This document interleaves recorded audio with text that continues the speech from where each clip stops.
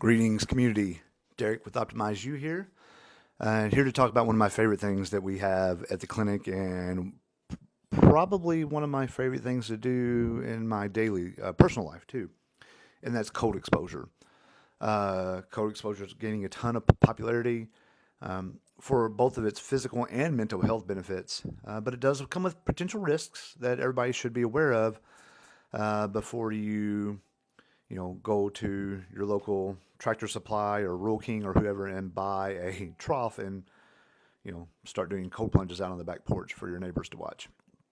So let's take a look at what the mechanisms of benefit and the implication of risk come with cold exposure.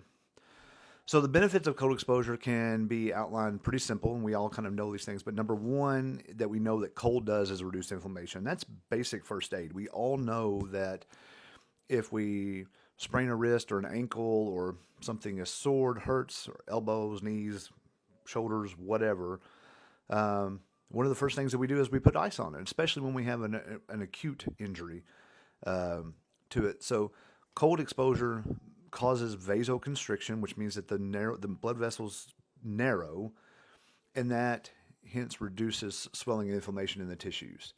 That's why we use ice packs and cold therapies and all those kinds of things. The implications of that are that, like I mentioned, we help from injuries, we reduce chronic inflammation that's linked to aging and diseases. And then, thus, if we have a good feeling joint, then it improves the muscle and joint health, so we can use it more. Along those same lines is cold exposure can enhance muscle recovery. Now, there is a caveat that comes along with this, and we mentioned this in the Friday Live, is that if you're looking for muscle hypertrophy, like after a workout, like if you've gone really heavy and you're trying to gain some muscle, exposing that muscle to cold immediately following that workout probably isn't the best strategy. There's a lot of data out there that says you should wait because you actually want a little inflammatory process going on there so that muscle begins to heal, and that's when our muscles grow, is when they heal. But cold immersion does reduce muscle soreness or DOMS, which is DOMS, or delayed onset muscle soreness, by limiting metabolic activity in damaged tissues and decreasing the nerve conduction velocity. So, that being said, if you know anything about muscle anatomy, we want blood flow and we want nerve conduction to that muscle to stimulate it to work, right? So if we slow that down after we've done a really heavy workout, then chances are our muscles aren't getting the nutrients and the stimulation that they need in order to grow. But we all see athletes. So the best example of that is baseball pitchers. Baseball pitcher gets pulled from the game, and they throw a big ice bag on them. And it's these huge ice bags because they have to calm those shoulders down so that they can be ready quickly for the next couple days. And baseball pitchers don't need big muscular shoulders, so. That's what the benefit of the ice or the cryotherapy immediately thereafter outweighs the risk of losing muscle atrophy. Number three, it boosts circulation and cardiac health. So there's another caveat that comes along with this, is then we'll talk about it in the risk section. But alternating between cold and warm exposure does stimulate blood flow, and it's kind of like a workout for your vascular system with this constant constriction, and then with the cold, and then the dilation with warming. So they may reduce blood pressure, it may improve overall heart health, it may enhance vascular elasticity over time. Number four benefit is that it activates brown fat and improves metabolism. So this one may be a little bit tricky and kind of if you've never heard the term brown fat before, may be kind of foreign to you, but brown adipose tissue, or BAT, is activated in response to cold to generate heat. So unlike white fat, brown fat burns calories for energy. So if we're turning on our brown adipose tissue, then we're getting a lot of more calorie efficiently burned for energy. So implications of that is that it can support fat loss. It can improve insulin sensitivity by reducing the risk of metabolic disorders like diabetes. It strengthens the immune system. So cold exposure has been linked to increased production of white blood cells And then white blood cells are the blood cells in our body that respond to infection. So if we increase those, then we enhance our body's defense against infection. So regular cold therapy may actually help prevent and improve immune resilience. Don't tell your mom that, because she's always going to tell you to go outside with a coat on, but sometimes a little bit of cold exposure may actually ward off us getting the common things that go around our community. Number 6, and I cannot preach this enough, it's what every person that's ever asked me about cold therapy gets put in on, is that it improves your mood and mental health. I get this with cold plunge and with cryo. Cold plunge, to me, it seems like it lasts a little bit longer, maybe even lasts throughout the day. Cryo, you get this kind of hyper-elated feeling throughout the day as well. It just doesn't seem to last as long in my particular instance. But cold exposure stimulates the release of norepinephrine and endorphins. Both of those are associated with mood enhancement, alertness, and focus. Reduces stress by training the body to handle discomfort. So all of those things, this is kind of a crude way of saying it, but when your body is exposed to that low of a temperature or submerged in that low of a temperature, it kind of thinks like it's in trouble. So it's releasing all these things to try to make our body feel better, like these norepinephrines, endorphins, dopamine, all of these kinds of things. So cold exposure has actually been implicated in helping alleviate symptoms of depression, anxiety, promotes mental clarity, and definitely builds some emotional resilience. If you can sit in a tub at 37 degrees for 3 minutes, you can pretty well handle anything that life throws at you, for the most part anyway. Benefit number 7, longevity and cellular repair. Again, as you heard this kind of recurring theme through all these videos, it's this oxidative stress that we kind of live around. And we at Optimize You have kind of curated a lot of these modalities together to help with this overall oxidative stress of aging. So it may reduce oxidative stress, inflammation, promotes autophagy, which is your body's own process of cleaning up damaged cells. You'll hear the word autophagy also if you hear people talk about fasting. Fasting there's increased autophagy that comes off, so this is sloughing off of damaged cells, so we can have new stuff. Kind of our body make all the new stuff. And again, it's one of those things that if we're getting rid of old damaged cells, then it may actually slow the aging process and reduce the risk of age-related changes.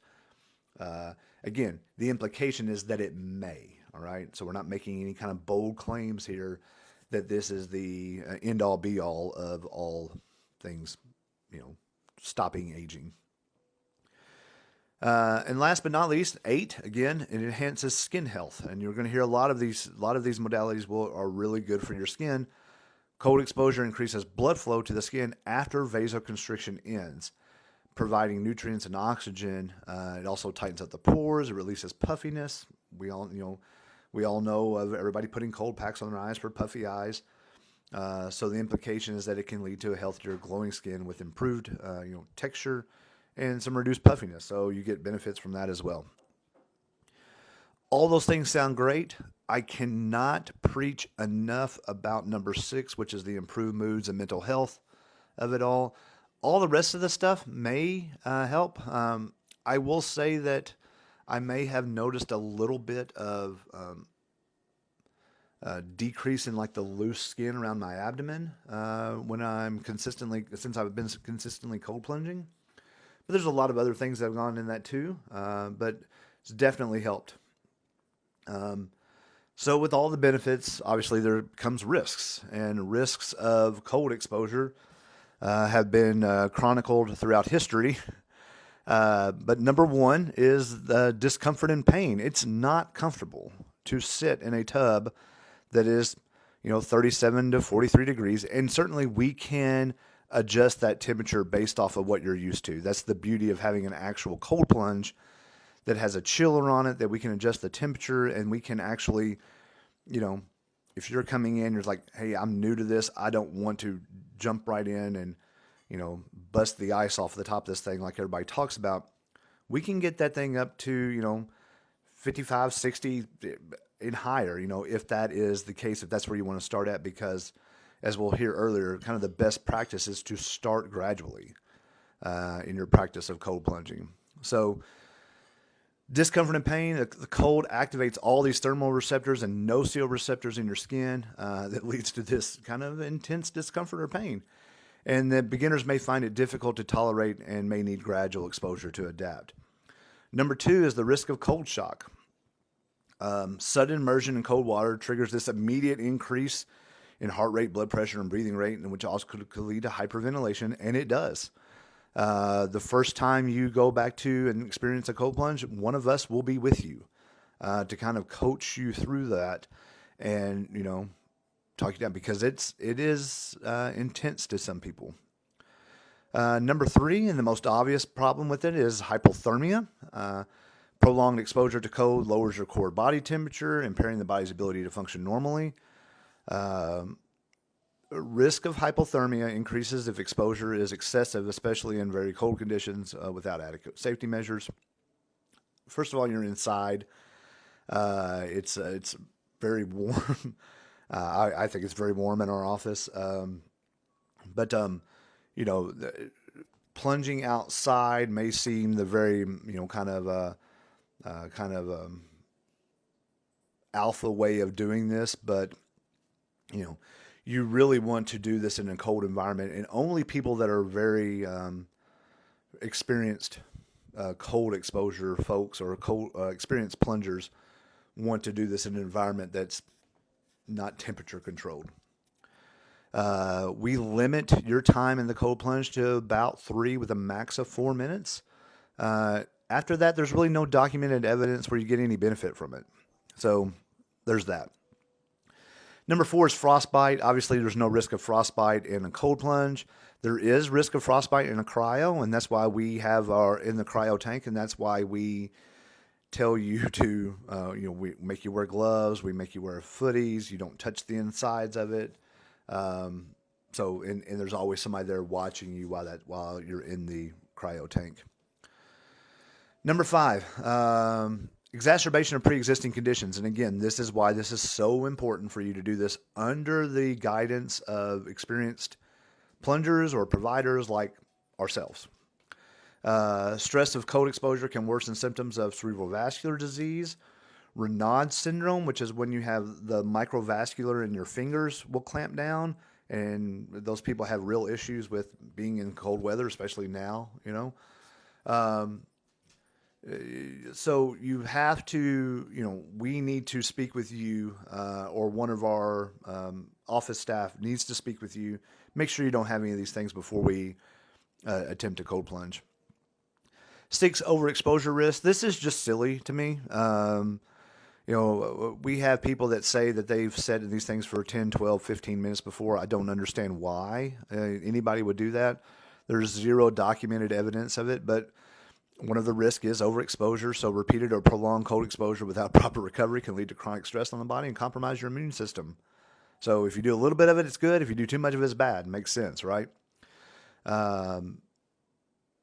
Number 7 is the psychological risks. It's especially the first time. If you're not used to it, it's not fun. It's cold exposure can trigger anxiety and some panic in some individuals, especially if you're unprepared and have fear of water or cold environments. So again, it's that gradual acclimatization to avoid any kind of negative mental health effects. And again, one of us, the first time or any subsequent time that you would want somebody back there with you, one of us will be back there with you. So there's also variable efficacy to the cold plunge. So you don't, individual responses to cold exposure varies based on things like baseline health, duration of exposure, genetics. So not everyone will experience the same benefits, and some may even find it ineffective to their goals. Again, try it out, see how it does. I love it. I love it for the mental health aspect of it. And I think, like I said, I think there is a little bit of that brown fat activation where, the skin around my belly is tighter because of it. Well, if that's it, that's great. Everything else seems to be fairly constant. So adding that is what I noticed whenever that came along. So, You just have to see if these things work for you, and they may not. They may not. So now that we covered the benefits and the risk of cold exposure, the best practices to do this is, again, just try to just gradually add this into your repertoire of things. This isn't anything that's going to work by itself isolated. We talk about that a lot too. Um, we have we have a lot of times where people will come in and they've heard about something. They're like, "Oh, I heard that you lose a lot of fat if you do these cold plunges." Well, you know, it's a little bit of a cognitive bias too, or a healthy person bias, I think is what it is, what everybody calls it, where most people that do these kinds of things are already doing all the other things. So you can't uh, attribute just cold plunging to being in great shape, or looking like Joe Rogan or whatever, whoever.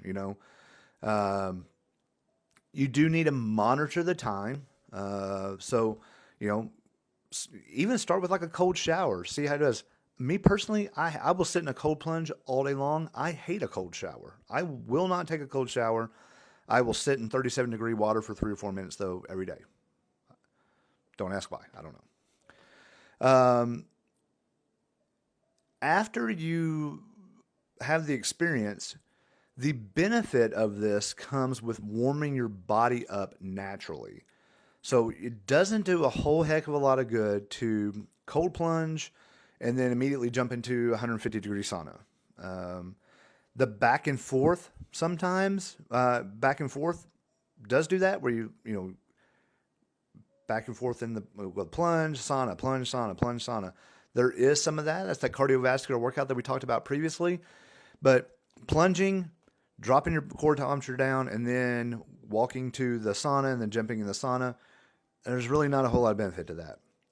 A lot of the benefit comes from your body naturally warming itself up, but you want to avoid extreme warming methods like hot showers immediately after, because you can burn yourself. Your body may be somewhat numb, and you don't want to put scalding hot water on it. Um, 4, 5, and 6, as far as the benefits, we want you to come talk to us. We're all experienced. We've all done it. Some of us do it more than other ones. Some of us had different experiences with it. But always talk to us before starting any of these kinds of things, because we want to make sure that if you're doing it, whether you're doing it at home or you're doing it with us, that you're doing it right and you're going to get the right, you have the right expectations that come along with it. You should always pair this with other healthy habits. Again, that's what I just said a while ago. You're not this isolated, just like everything else that we do in our office. Isolated is not the way to go. Okay. None of our treatments that we do at Optimize You come with just take this. That's all you have to do. You'll never hear any of us say anything like that. And last, just avoid overexposure. And it's unnecessary. It's not a sissy test. You really get zero benefit. There's no documentation where you get any benefit past 3 or 4 minutes. So I would encourage everybody to try cold plunging or cryo, if nothing else, for the mental health benefit of it. People that have heart disease, high blood pressure, arrhythmias, Raynaud's, vascular diseases should talk to us first. Pregnant women should not be doing it. People with epilepsy should not be doing it. People with really low body fat or that have a really bad sensitivity to cold shouldn't be doing it. And those are all things that we would discuss with you through a consultation or just a general discussion when you come into Optimize You. We'd be glad to speak with you and introduce you to this world of cold exposure and all the benefits that it brings along with it if you're a candidate for it. Thank you all. Have a wonderful week, and we'll see you around.